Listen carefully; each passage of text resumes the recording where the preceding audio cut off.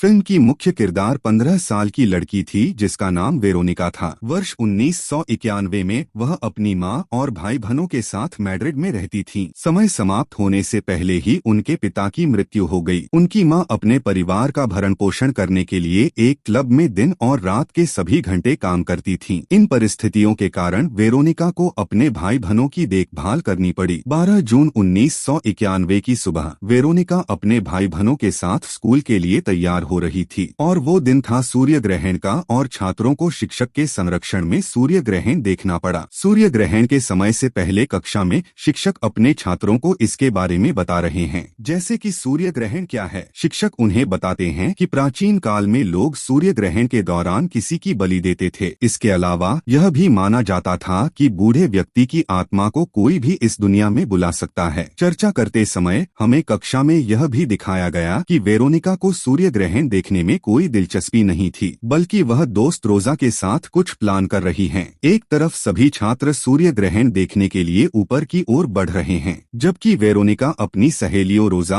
और डायना के साथ स्कूल के बेसमेंट में जाती है, जहां वे धर्मसभा करने जा रहे थे। वे स्पिरिट बोर्ड के माध्यम से किसी की आत्मा से संपर्क करना चाहते थे। डायना अपने दोस्त की आत्मा को बुलाने के लिए तरस रही थी, जो 1 महीने पहले एक दुर्घटना में मर गया था, और वेरोनिका अपने पिता की आत्मा को बुलाना चाहती थी। सबसे पहले वे वेरोनिका के पिता की फोटो स्पिरिट बोर्ड के सामने रखते हैं और वे उसकी आत्मा से संपर्क करने का प्रयास करते हैं। 3 लड़कियां कांच के कप पर हाथ रखती हैं और तुरंत प्रतिक्रिया भी मिलती है। आत्माओं की प्रतिक्रिया पर वह कांच का प्याला चलने लगता है और वह कांच का कप इतना गर्म है कि रोजा और डायना अपनी उंगलियां पीछे खींच लेते हैं। केवल वेरोनिका ही थी जो इस सत्र को पूरा कर रही थी। सूर्य ग्रहण के समय वह कांच का प्याला टूट जाता है। टूटे हुए कांच के कप के कारण वेरोनिका की उंगली घायल हो गई और खून बहने लगा। यह खून स्पिरिट बोर्ड पर टपकाया जाता है। वेरोनिका एक डमी की तरह चुप है और वह स्पिरिट बोर्ड टूटकर 2 हिस्सों में बंट गया है। इस बीच बेसमेंट में असामान्य गतिविधियां शुरू हो जाती हैं और डायना चिल्लाने लगती है। वेरोनिका जमीन पर लेटी हुई फुसफुसाती हुई बातें कर रही थी और अचानक वह अपने होश खोकर शैतानी आवाज में चिल्लाती है। फिर हमें दिखाया गया कि वेरोनिका अपने स्कूल के अस्पताल के वार्ड में है। डॉक्टर द्वारा उसकी जांच की जा रही है। डॉक्टर का मानना है कि उसकी बेहोशी का कारण आयरन की कमी है और उसे अपने खानपान पर विशेष ध्यान देना चाहिए। और जब वह अपने भाई बहनों के साथ घर लौट रही होती है, फिर वह एक स्कूल निवासी नन को देखती है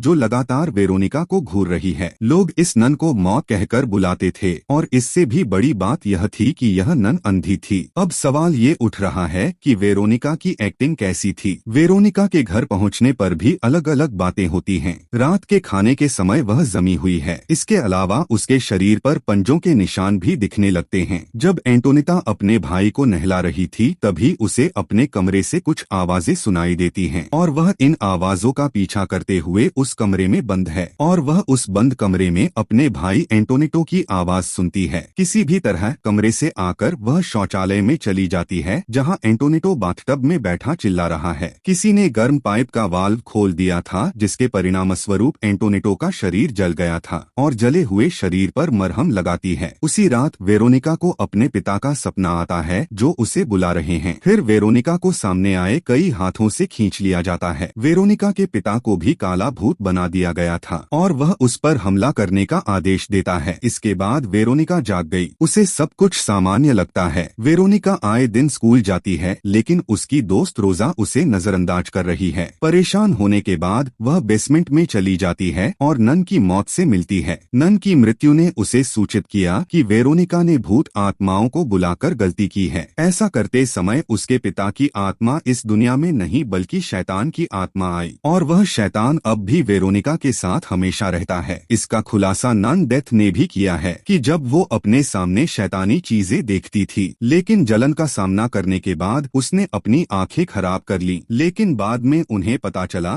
कि ऐसी चीजों को देखने के लिए मानवीय दृष्टि जरूरी नहीं है। जाने से पहले नन वेरोनिका को सूचित करती है कि वह अपने भाई बहनों की देखभाल और सुरक्षा के लिए जिम्मेदार है। शैतानी आत्मा को दूर रखने के लिए वेरोनिका इन घटनाओं के बाद सभी कमरों में सुरक्षात्मक प्रतीक बनाती है, लेकिन ऐसा नहीं होता है कि शैतान सभी सुरक्षात्मक प्रतीकों को आसानी से जला देता है। फिर हम इसके साथ यह भी देखते हैं कि वह आत्मा लूसिया को मारने के लिए उसका गला दबा रही है और वेरोनिका उसे बचाने का प्रयास करती है। नतीजतन लूसिया डर जाती है और कहती है कि किसी और का नहीं बल्कि वेरोनिका उसका गला दबा रही है। इस पर वेरोनिका बताती है कि दरअसल हमारे घर में शैतान आ गया है और वह ऐसा कर रहा है और वह लूसिया को इससे बचा रही थी। वेरोनिका उसी रात फिर से सपना देखती है। उसे सपना आता है कि उसकी बहन उसे दांतों से काट कर खा रही है और उसका भाई एंटोनिटो भी उसका गला घोंट रहा है और इसे लेकर उसकी माँ उसे डांट भी रही है। और इन सब से भयभीत होकर वेरोनिका जाग जाती है। अपने बिस्तर से उठकर वह खून से लथपथ बिस्तर पाती है और गद्दे के नीचे काला निशान था। ऐसा लग रहा था जैसे वो गद्दा जल गया हो। घर के सभी गद्दों की जांच करते समय उसे सभी पर एक ही तरह का जले का निशान मिला और उस निशान से ऐसा लग रहा था जैसे किसी ने उसे जलाने की कोशिश की हो। और सबसे बड़ी बात यह कि वह काला निशान शैतान की ओर इशारा कर रहा था। एंटोनिटो वेरोनिका को बताता है कि उसके पिता उस रात उससे मिलने आए थे और उसने कहा मैं तुम्हें अपने साथ ले आऊंगा। यह सुनकर वेरोनिका डर जाती है और अपने भाई से कहती है कि किसी को फॉलो करने की जरूरत नहीं है और आंख कान बंद करके वेरोनिका को बुलाए ताकि वह आ जाए। इस बीच वेरोनिका फिर से नन की मौत से मिलती है और इन आत्माओं से बचने के लिए मदद मांगती है। नन ने उसे बताया कि उन्होंने उस दिन अपना शयन अधूरा छोड़ दिया था।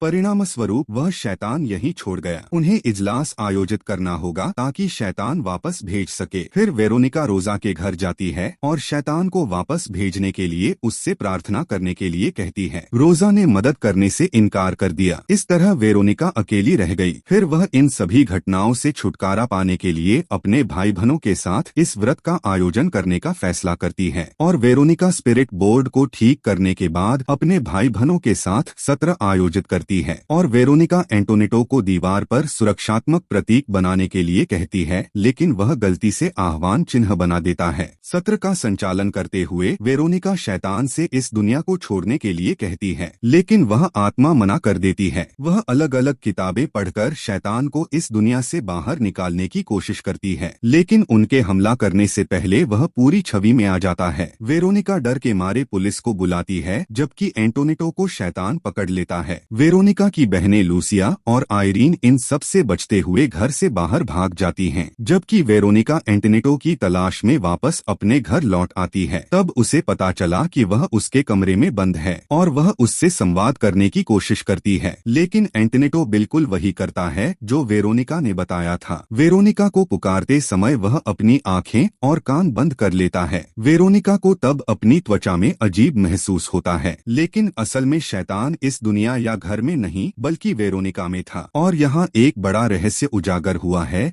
कि एंटोनिटो को वेरोनिका ने बाथटब में जला दिया था, लेकिन उसने होश में आकर उसे बचा लिया। और तो और ये वही थी जो अपनी बहन का गला दबा रही थी। होश में आकर उसने वह सब बंद कर दिया, अन्यथा वेरोनिका घर पर सभी घटनाओं का कारण थी और आत्मा का उद्देश्य वेरोनिका पर कब्जा करना था। जब वेरोनिका को पता चलता है कि सभी घटनाओं की जड़ वह है, तो वह कांच के टूटे हुए टुकड़े से अपना गला काटने की कोशिश करती है, लेकिन उसे उस शैतान ने रोक दिया है। ऐसे में पुलिस अधिकारी भी वहां पहुंच जाते हैं। वहीं इस घटना को देखकर पुलिस अधिकारी भी हैरान रह जाते हैं, क्योंकि वेरोनिका का शरीर हवा में था। फिर वह सुध-बुध खोकर गिर जाती है। पुलिस अधिकारी एंटोनिटो और वेरोनिका को घर के बाहर लाता है और वे वेरोनिका को एम्बुलेंस में ले जाते हैं। जासूस आसपास गिरी हुई चीजों को देखते हैं। तभी अचानक उनकी नजर एक फ्रेम में वेरोनिका की फोटो पर पड़ी जो तुरंत जल गई थी। तभी उन्हें वेरोनिका की मौत की खबर मिलती है। वह अब नहीं रही। उसके बाद जासूस मामले पर एक रिपोर्ट लिखता है। उन्होंने यहाँ घोषणा की कि इन सभी घटनाओं के मूल में आत्मा थी, जो अधूरे सीन के कारण हमारी दुनिया में आए थे। इससे भी अधिक आश्चर्य की बात यह है